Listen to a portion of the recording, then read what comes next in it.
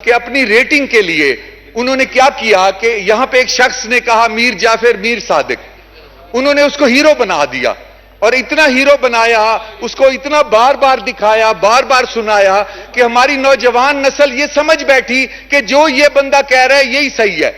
उसको वेलकम किया जाता है, उसकी तबीयत पूछी जाती है, हाल हवाल पूछा जाता है कि आपने कंटेम्प्ट ऑफ पाकिस्तान कराई है 9 मई को, अब आप कैसे हैं। उसके बाद सर उसको मर्सिडीज पे बुलाकर रिहा कर दिया जाता है, क्योंकि इनको तो रेटिंग चाहिए, एंटी एस्टेब्लिशमेंट से रेटिंग बढ़ रही है और फेसबुक के ऊपर जो वीलॉग करते हैं उनको पैसे ज्यादा मिल रहे हैं, लेकिन यह नहीं पता कि हम नई नस्ल को बर्बाद कर रहे हैं। जब उसे गिरफ्तार किया जाता है, उसकी गिरफ्तारी को कंटेम्प्ट ऑफ पाकिस्तान पर एक शख्स को गिरफ्तार किया जाता है, उसकी गिरफ्तारी पर हाई कोर्ट उस गिरफ्तारी को लीगल करार देती है। जब उसे लीगल करार दिया जाता है सर, तो दूसरे दिन उसे सुप्रीम कोर्ट में बुलाया जाता है, उसको वेलकम किया जाता है, उसकी तबीयत पूछी जाती है, हाल हवाल पूछा जाता है कि आपने कंटेम्प्ट ऑफ पाकिस्तान कराई है 9 मई को, अब आप कैसे हैं।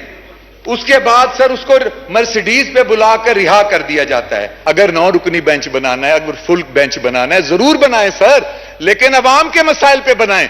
गरीब आदमी भूख से मर रहा है उसके लिए बनाएं, लॉ एंड ऑर्डर पे बनाएं सर। मैं आपको एक मिसाल देता हूं सर यहां पे दिन दिहाड़े ऐसे वाकयात हो रहे हैं कि एक सर, मैं अफसोस के साथ कहता हूं, एक टीचर और बच्ची, उसकी स्टूडेंट जा रहे हैं रिक्शे पे, उनको रास्ते में डाकुओं ने पकड़ा, बाग में ले जाके बच्ची को रेप किया, उसको मार दिया। सर इतने संगीन वाकयात हो रहे हैं सर, मेरा सवाल यह है इसके ऊपर एक्शन लें ना सर, ऐसे कामों पे एक्शन लें जिस पे जुल्म की इंतहा हो रही है। एक सर कत्ल होता है, कत्ल के जिसका कत्ल होता है उसकी फैमिली को डकैती के जुर्म में उनको फंसा दिया जाता है, इसके ऊपर एक्शन लें ना सर। उस चीज पे एक्शन लें जिससे गरीबों पे जुल्म हो रहे हैं, हमें उन चीजों पे एक्शन ले रहा है जिस पे कंटेम्प्ट ऑफ पाकिस्तान हो रहा है।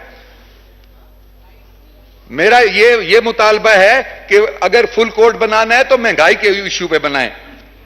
सर इंडिया जो है वो आपकी फौज के खिलाफ है, आप इससे जंग करते हैं, इससे किस लिए जंग करते हैं, क्योंकि वो आपकी फौज के खिलाफ है, आपके मुल्क के खिलाफ है, आपकी इकोनॉमी के खिलाफ है। और यहां क्या हो रहा है, यहां ऐसे लोग पैदा हो गए, ऐसा जत्था पैदा हो गया है जो आपकी फौज के खिलाफ है, जो आईएमएफ को कहता है कि इनको कर्जा ना दें, जो दुनिया को कहता है इनको सैलाब में मदद ना दें। ऐसे लोग पैदा हो गए हैं सर, एक वो नई नस्ल के दिमाग को परगंदा कर रहे हैं।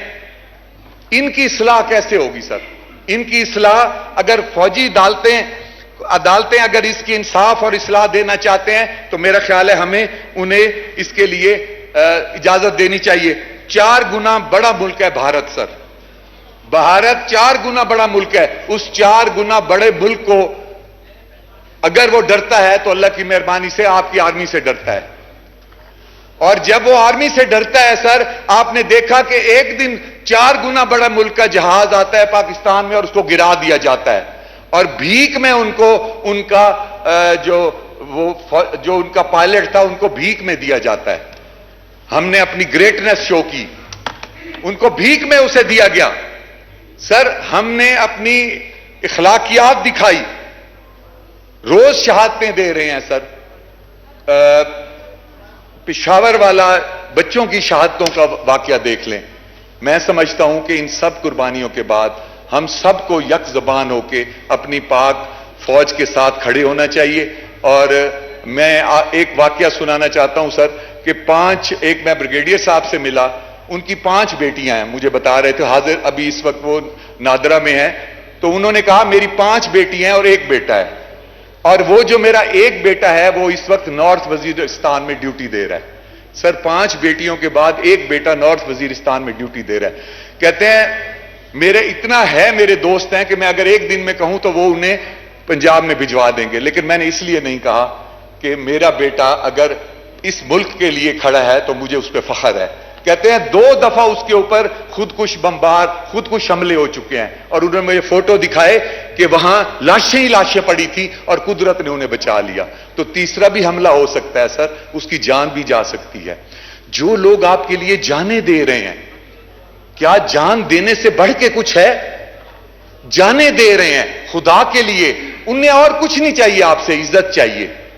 उनकी ताकत क्या है? पाकिस्तान कौम इज्जत दे उन्हें, और वही इज्जत अगर हम नहीं दे सकते तो फिर हमारा मुस्तकबिल तारीख है। और मैं कहता हूं कहीं हमारा एटम बम ही हमारे हाथ से ना चला जाए, क्योंकि अल्लाह के बाद अगर एटम बम का कोई रखवाला है, और एटम बम के ले आने वाले शहीद जुल्फकार अली भुट्टो, और एटमी धमाका कराने वाले नवाज शरीफ, और एटम बम की तहफ़्फ़ुज़ करने वाली हमारी पाक फौज, मैं सलाम पेश करता हूं।